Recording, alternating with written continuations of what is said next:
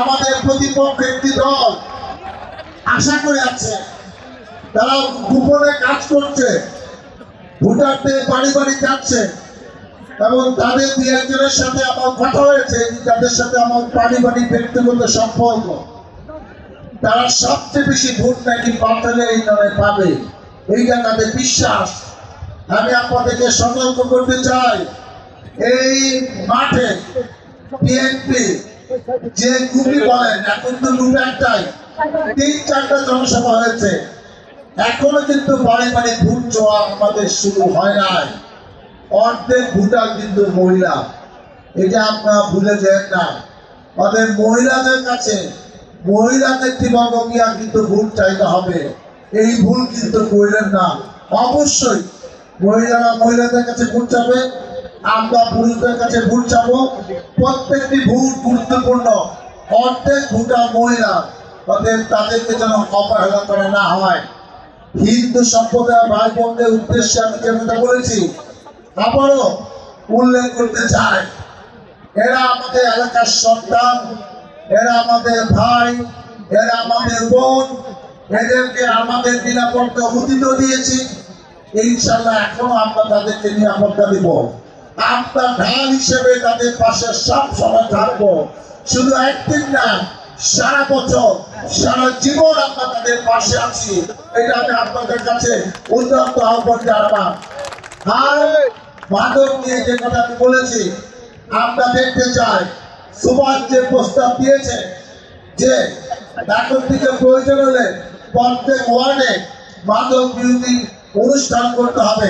এটা 10 দিনের মধ্যে সম্ভব, 9টা ওয়ার্ডে এই ধরনের সমাবেশ করা।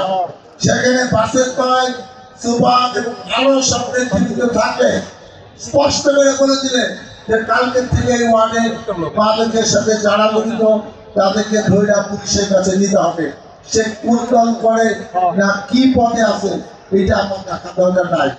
আমি ডাক্তার সালাউদ্দিন বিএনপি প্রার্থী, খালেদা জিয়া প্রার্থী, তারেক রহমানের প্রার্থী, ধানের শীষ নিয়ে নির্বাচন করছি। 2 বার আপনাদের ভোটে এমপি হয়েছি, আরো 2 বার আপনারা ভোট দিচ্ছিলেন, কিন্তু ভোট তো আগের দিন রাতে নিয়ে গেছে। এটা আমার 5ম নির্বাচন।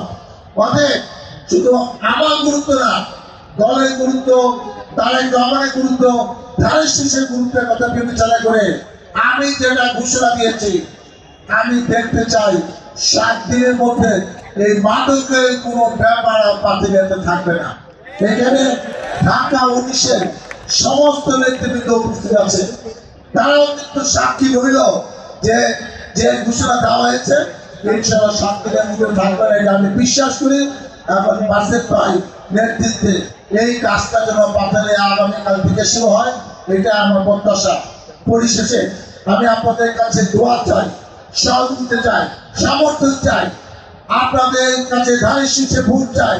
আপনাদের ভোটে নির্বাচিত হয়ে আমি যেন যে মাদক বিরোধী এই কার্যক্রম আর কোনোদিন পাতিলে শুরু হতে না পারে। সন্ত্রাস মুক্ত, চাঁদাবাজ মুক্ত, ক্যাডার মুক্ত, মস্তান মুক্ত পাতিলে আমরা করতে পারি।